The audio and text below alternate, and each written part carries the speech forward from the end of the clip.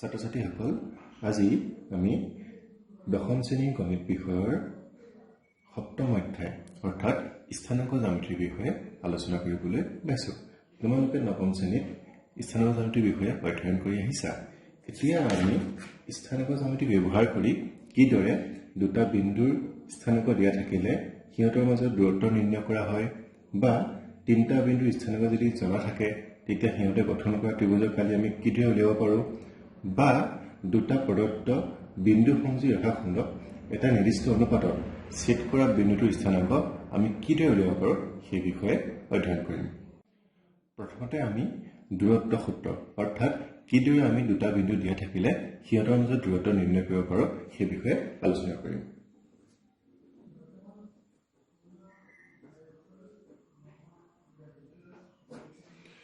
ইয়াৰ কাৰণে আমি এটা চিত্ৰ অংকন কৰিব লাগিব।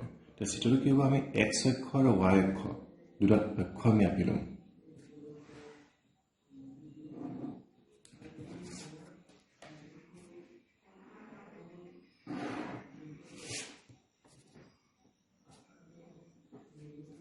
আৰু বিন্দু দুটা আমি ইয়াত দুটা বিন্দু পি আৰু কিউ আমি লৈ ল'ম। পি বিন্দু আৰু কিউ বিন্দু পি কিউ সংযোগ কৰি দিম। এতিয়া পি আৰু কিউৰ মাজৰ দূৰত্ব উলিয়াব লাগে। এতিয়া পি বিন্দুৰ স্থানাংকটো আমি লৈ ল'ম x1 y1 আৰু কিউ স্থানাংক ল'ম x2 y2। এতিয়া আমি কি কৰিম, পি বিন্দুৰ পৰা x অক্ষৰ ওপৰলৈ এডাল লম্ব টানিম। একেদৰে কিউ বিন্দুৰ পৰাও x অক্ষৰ ওপৰলৈ আমি এডাল লম্ব টানিম।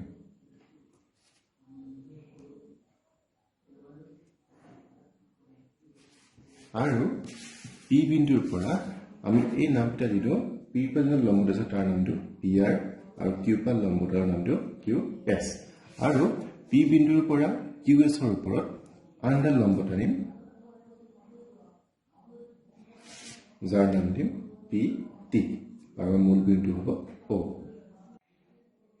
এতিয়া আমি লিখিম, ধৰো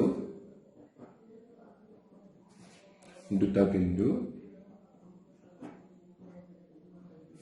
পি x1, y1 আৰু কিউ x2, y2। আৰু আমি কি কৰিছিলোঁ গোটেইখিনি আমি লিখি ল'ম। অৰ্থাৎ x অক্ষৰ ওপৰত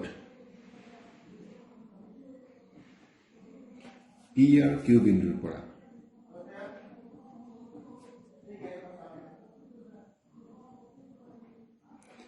আমি কি লম্ব টানিছিলোঁ, পি আৰ আৰু কিউ এছ।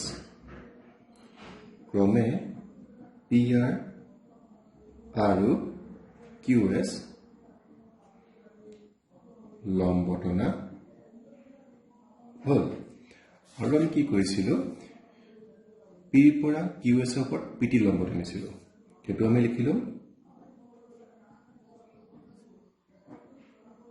পি বিন্দুৰ পৰা কিউ এছৰ ওপৰত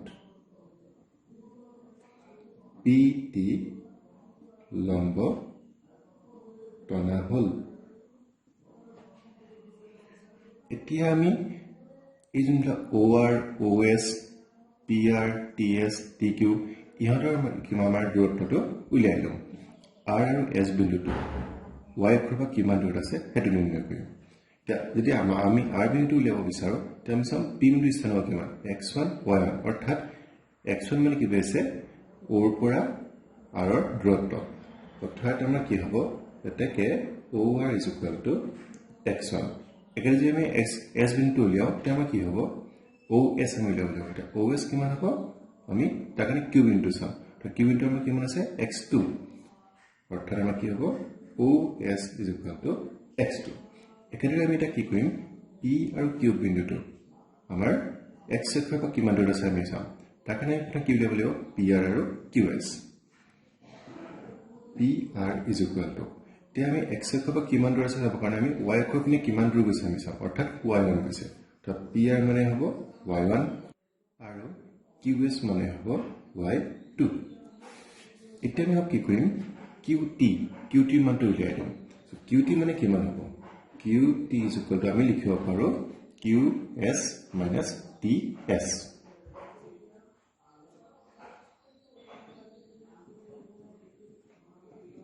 QS মানে আমি পাই থৈছিলো সো QS মানে আছিল আমাৰ y2 minus TS. তে TS টো যদি আমি চাও সো TS মানে কি হ'ব PR ৰ সমান হ'ব তা TS ৰ মান PR ৰ সৈতে একে হ'ব অৰ্থাৎ আমি TS ৰ ঠাইত লিখিব পাৰো PR is equal to y2 minus y1 অৰ্থাৎ আমি গোটেইটা মান উলিয়াই ললো OR OS PR QS QT. এতিয়া আমি ত্ৰিভুজ PQT এটা সমকোণ ত্ৰিভুজ হ'ব যেটা আমি লম্ব টানিছিলো সো PQT পাইথাগোৰাছৰ উপপাদ্য প্ৰয়োগ কৰিম দেখে ত্ৰিভুজ PQT পাইথাগোৰাছৰ উপপাদ্য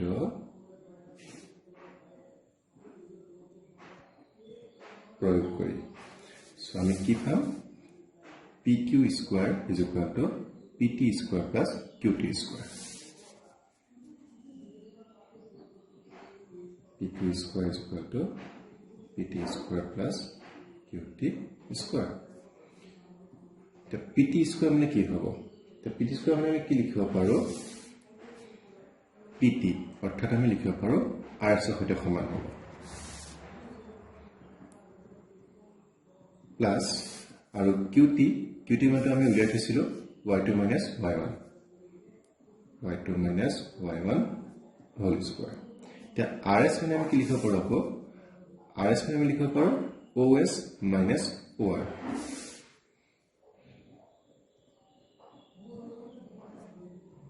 আৰু বাকিখিনি আমাৰ একে থাকিব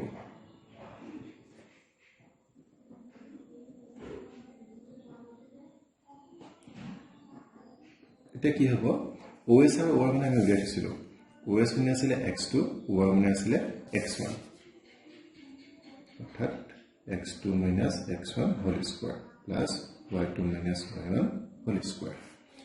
এতিয়া যদি স্কোয়াৰটো উঠাই দিও so PQ is equal to root over x2 minus x1 whole square plus y2 minus y1 whole square. So এটো হল আমাৰ দূৰত্ব সূত্ৰ. এতিয়া আমি এনে ক'ব পাৰো যদি দুটা বিন্দু P x1 y1 আৰু Q x2 y2 দিয়া থাকে তেন্তে এই বিন্দুটোৰ মাজৰ দূৰত্ব হ'ব PQ is equal to root over x2 minus x1 whole square plus y2 minus y1 whole square.